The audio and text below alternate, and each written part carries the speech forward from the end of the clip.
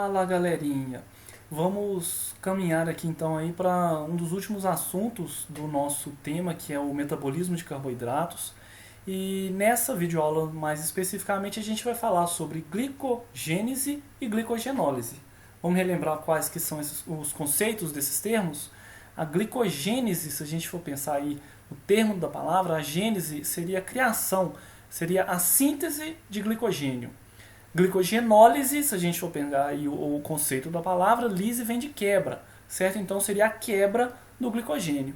Logo a gente vai falar do metabolismo do glicogênio, da sua síntese e da sua degradação, ok?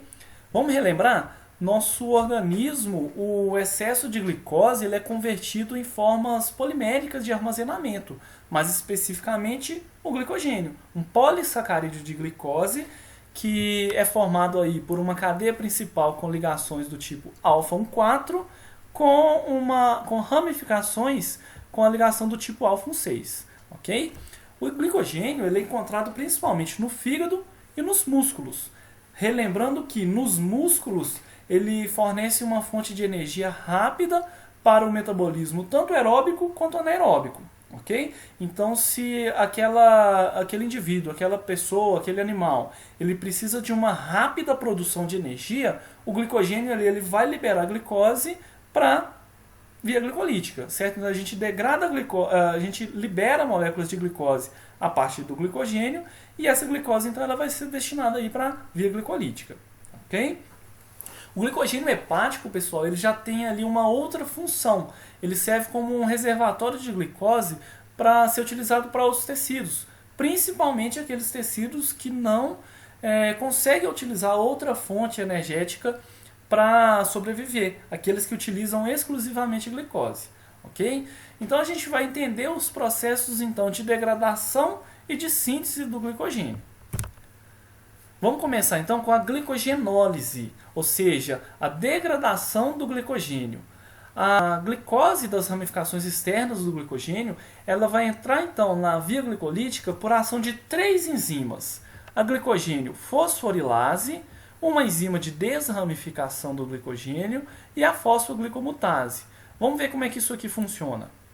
Primeiro, vamos pegar aqui, olha, as extremidades. A gente tem aqui a degradação, a liberação, perdão, de glicose a partir de extremidade não redutora, ok? A primeira enzima, então, a glicogênio fosforilase, ela vai catalisar então uma reação na qual a ligação glicosídica, que olha, a ligação aqui, ó, alfa-1,4, ela vai ser atacada por um fosfato inorgânico.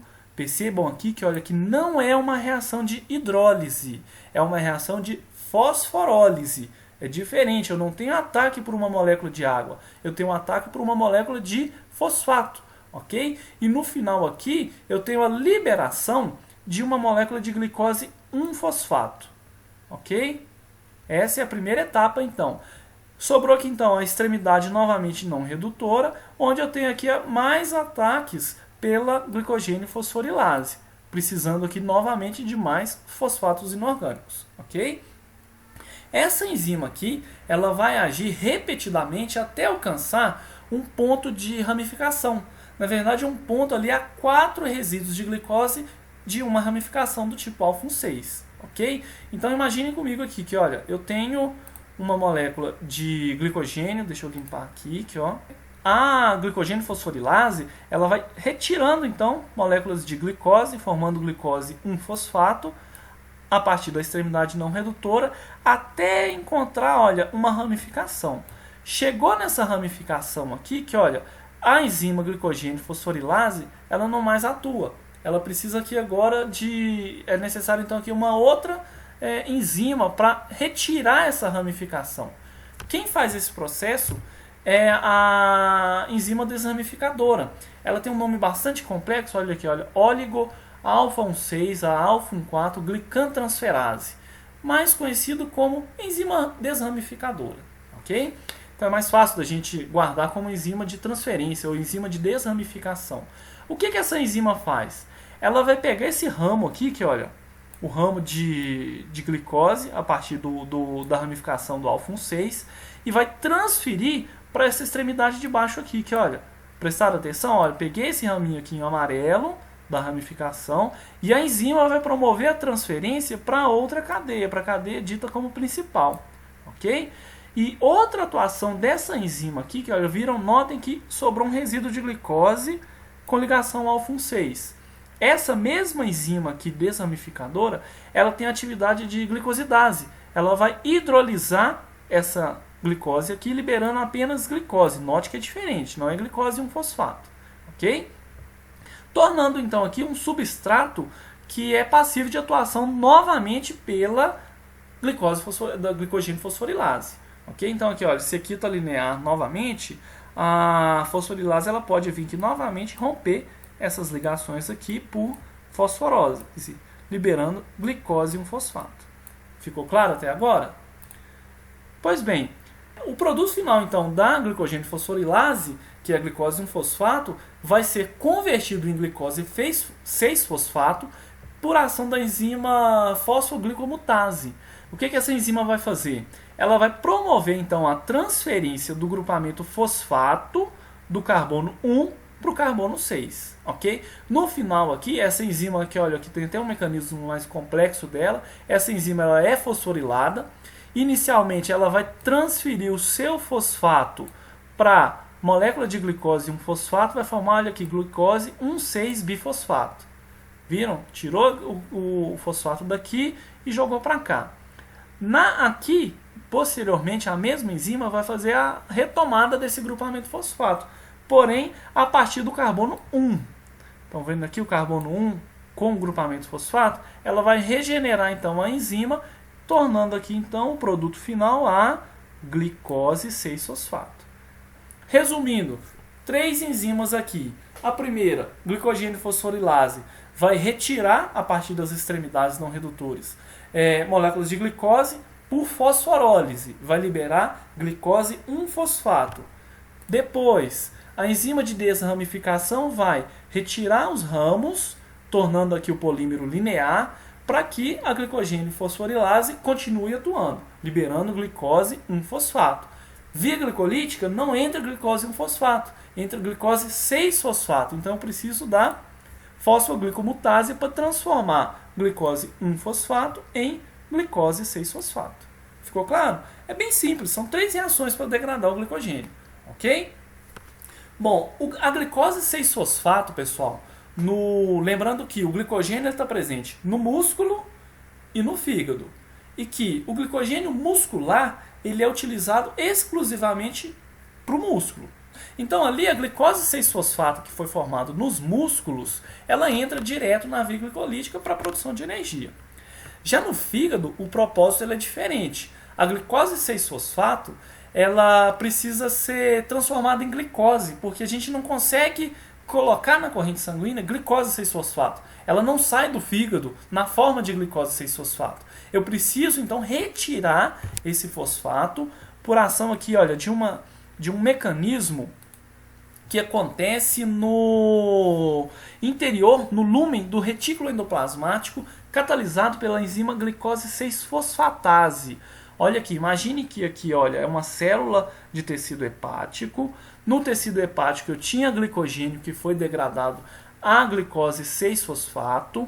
No retículo endoplasmático eu tenho um transportador de glicose 6-fosfato.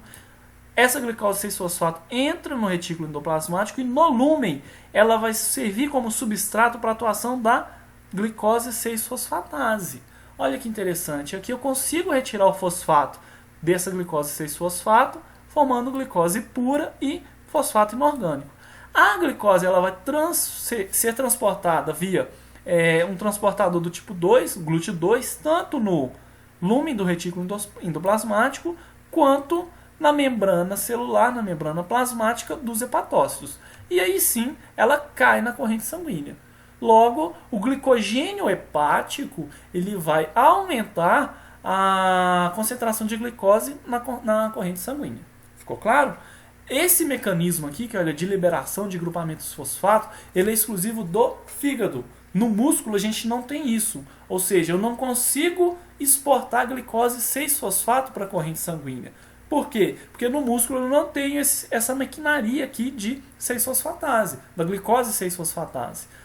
Já no fígado, como o papel do glicogênio hepático é ser degradado e liberar a glicose para a corrente sanguínea, para suprir as demandas de todos os tecidos que são necessários, esse carboidrato, a gente precisa então dessa maquinaria aqui, que glicose 6-fosfato, entra para dentro do retículo endoplasmático, perde o seu fosfato por ação da glicose 6-fosfatase, a glicose sai via transportadores e cai na corrente sanguínea. Ficou claro? Beleza. Vamos falar agora então da glicogênese. A glicogênese então, ela envolve então a polimerização da glicose para formar o nosso polissacarídeo, ok? Muitas das reações às quais as hexoses são polimerizadas, elas vão envolver então o que a gente chama de nucleotídeos de açúcar. Aqui a gente não tem simplesmente a ligação da glicose pura uma a outra. A gente primeiro precisa ativar esse açúcar. Esse açúcar ele é ativado aqui, por um conjunto de enzimas, por uma enzima chamada de pirofosforilase de NTP-açúcar. O que essa enzima vai fazer? Ela vai pegar o açúcar, no caso aí da glicose 6-fosfato, e vai pegar um nucleotídeo aqui, um trinucleotídeo, e vai se ligar a ela. Vai formar um açúcar difosfato, ribose e uma base nitrogenada. É um nucleotídeo de açúcar, ok? Por que eu preciso disso? Porque é esse açúcar aqui que está ligado ao nucleotídeo que vai servir como substrato para síntese do glicogênio. Eu tenho aqui, o UDP-glicose, a uridina normalmente é utilizada como intermediário aqui, doador para os resíduos de glicose.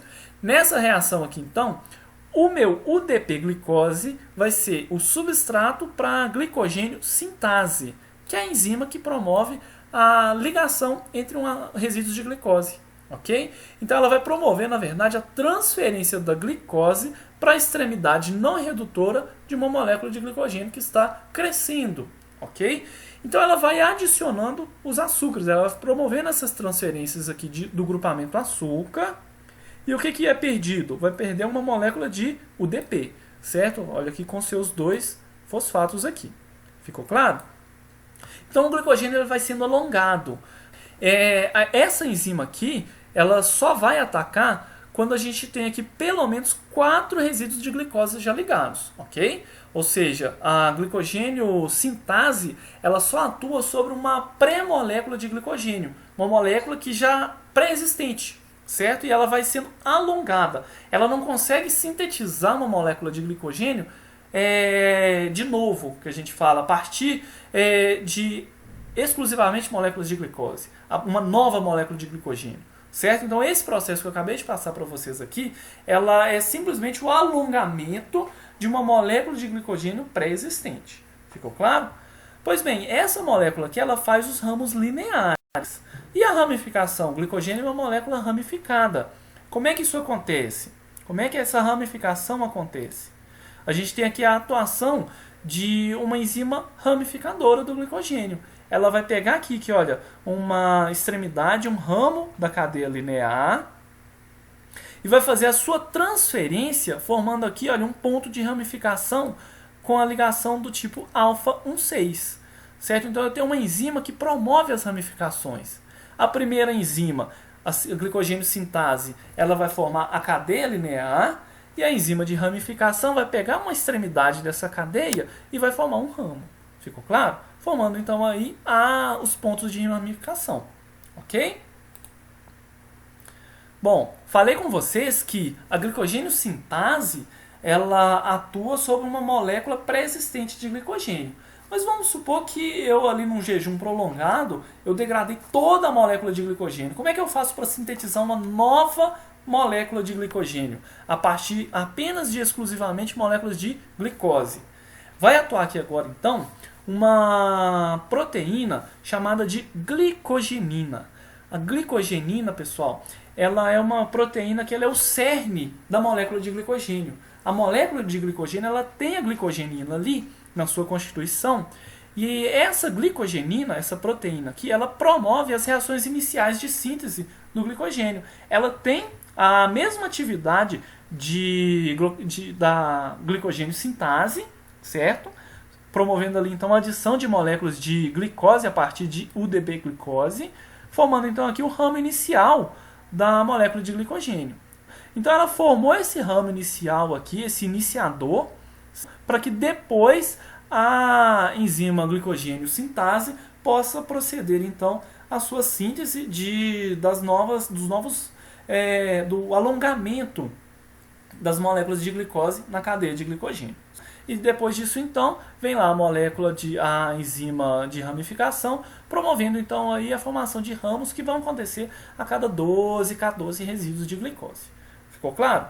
Então, molécula proteica que é utilizada então para a síntese inicial do glicogênio, ela é denominada de glicogenina, ok? A glicogenina ela serve tanto como âncora para sintetizar uma nova molécula de glicogênio e também tem a atividade inicial de síntese daquele primeiro ramo que é formado então na molécula de glicogênio. Ficou claro? Beleza? Pois bem, para a gente finalizar essa aula, então a gente tem que ter em mente o seguinte: a glicogenólise e a glicogênese, elas não podem acontecer ao mesmo tempo. Quando é que eu preciso degradar o glicogênio? Quando é que eu preciso ter a atuação da glicogenólise? Quando eu preciso de energia em um estado que eu não estou alimentado, quando eu estou de jejum ou quando eu estou numa atividade física, ok? Que eu preciso então repor as concentrações de glicose na corrente sanguínea, ok? Quem que vai atuar ativando a glicogenólise? Quem atua a glicogenólise são aqueles hormônios que a gente está no estado de jejum ou atividade física, certo? Que é glucagon e adrenalina. No período de jejum ou de atividade física, eu não preciso sintetizar glicogênio, certo? Ou seja, eu tenho que degradar o glicogênio e inativar a via de síntese de glicogênio. Logo, o glucagon e a adrenalina, que são hormônios produzidos nesse estado de jejum ou de atividade física, eles vão inibir a glicogênese, ok? Já o caminho inverso, me alimentei, bati aquele pratão de macarrão, eu tenho que estocar aquele excesso de energia, aquele excesso de glicose na minha corrente sanguínea. Quem que vai atuar? A insulina. A insulina é aquele hormônio que é produzido logo no início do estado alimentado, certo? A insulina, ela vai promover a ativação da glicogênese, olha aqui a setinha da glicogênese, ou seja, me alimentei, vou estocar aquele excesso de energia na forma de glicogênio. A insulina vai ativar a glicogênese, certo? E do mesmo modo, se eu me alimentei, eu não preciso degradar glicogênio. Então a insulina vai inibir a glicogenólise, ok? Parece um pouco complicado, mas depois que a gente estuda um pouquinho, vai parecer bastante óbvio, certo? Ou seja, se eu quero glicogenólise, eu vou inibir a glicogênese. Se eu quero glicogênese, vou inibir a glicogenólise. Beleza, pessoal. A gente vai finalizar por aqui essa videoaula. Vai ficar faltando apenas uma videoaula que a gente vai tratar um pouco sobre esses mecanismos de controle mais especificamente, ok? No mais, deixo aqui aquele abraço para vocês. Espero que vocês tenham entendido. Caso tenha surgido aí algumas dúvidas, eu imagino que tenha surgido várias dúvidas, vocês podem postar aí lá no fórum de dúvidas, no SIGA, ou então deixe aí nos comentários da nossa videoaula, ok? Grande abraço para todos vocês.